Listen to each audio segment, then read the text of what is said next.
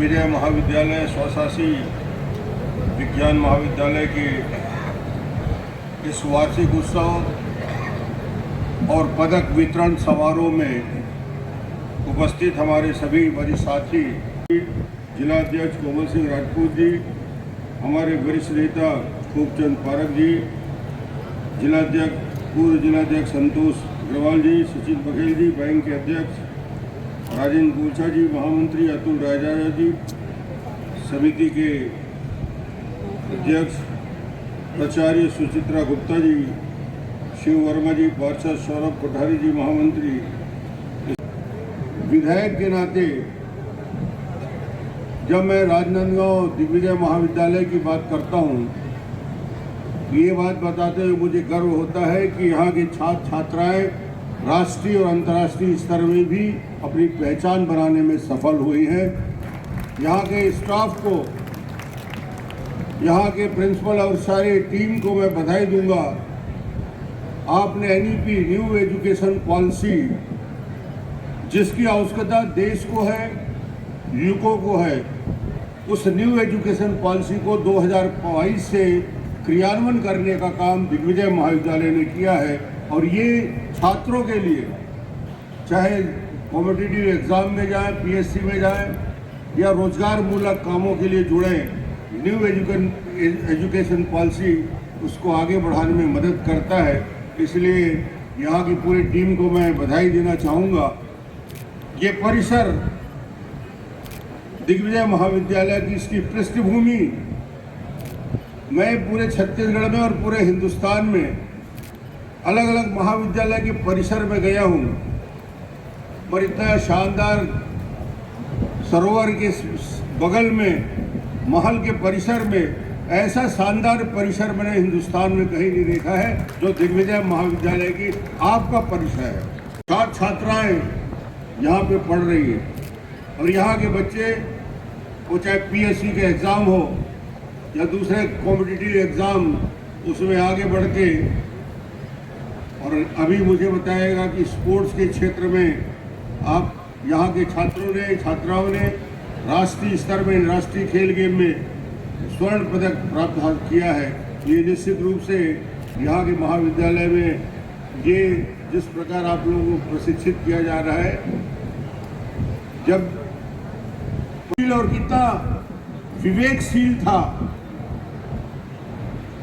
जो बहुत कम उम्र में जीने के बाद भी दो चीज पे राजनांदगांव की विशेष पहचान बनाई।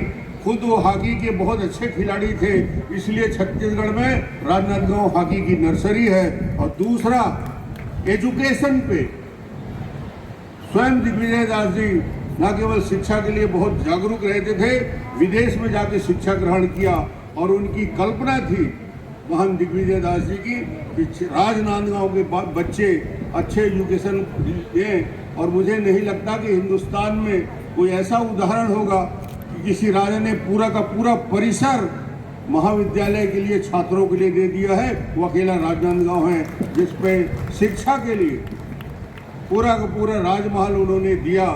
और आज शिक्षा के प्रसार में उनका योगदान निश्चित रूप से आगे वर्षों तक, सदियों तक याद किया जाएगा, क्योंकि उन्होंने राजनांदगांव के लिए एक बड़ी चीज़ की। लाखों बच्चे निकल रहे हैं हर साल, 5000 6000 बच्चे यहाँ से निकल रहे हैं। तो ये दूरदृष्टि महान दिग्विजय दास जी के साथ में थी और इसकी वजह से आज ये स्वरूप बना है।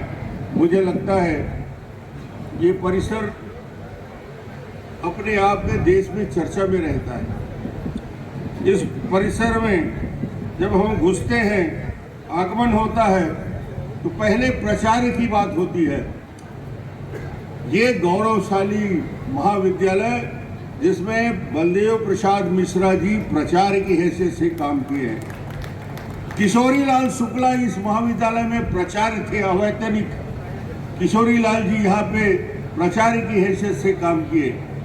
ये परिसर अपने आप में गौरवशाली है कि हिंदुस्तान के सरस्वती के संपादक पदुमलाल पूनालाल बख्शी यहाँ पे रह के शिक्षा का काम पदुमलाल पूनालाल बख्शी ने किया। मुक्ति माधव, गजानन मुक्ति माधव इनके द्वारा, मुक्ति बोध द्वारा यहाँ पे लंबे समय तक साहित्य का सृजन किया, छात्रों को पढ़ाया, तो ऐसा गौरवशाली महाविद्यालय नहीं होगा। यह बख्शी जी जैसे साहित्यकार, मुक्तिबोध जैसे साहित्यकार और मिश्रा जैसे, बलदेव प्रसाद मिश्र जैसे एक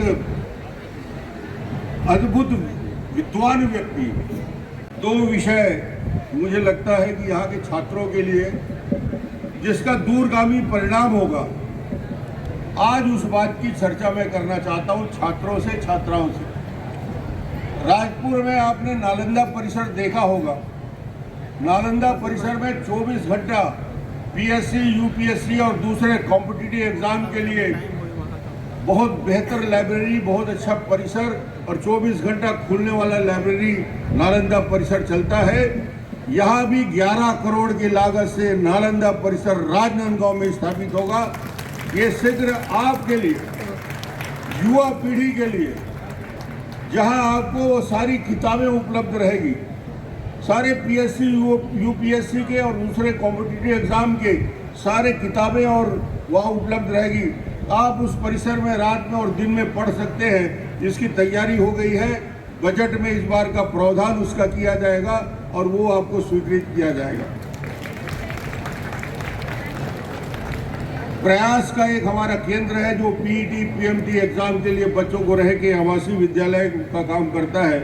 100 सीट का आवास परिसर को बढ़ा के 400 सीट का आवास परिसर राजनांदगांव को मिलेगा, जिसमें आने वाली पीढ़ी के लिए, युवकों के लिए, गरीब घर के बच्चे डॉक्टर बने, इंजीनियर बने, अन्य बेहतर उनको लाभ मिले, इसके लिए भी इसकी स्वीकृति दी जाएगी। और तीसरा, यहाँ के प्राचार्य जी ने एक विषय कहा है कि छात्रावास की बिल्डिंग तो बन गए हैं, सेटअप नहीं मिला।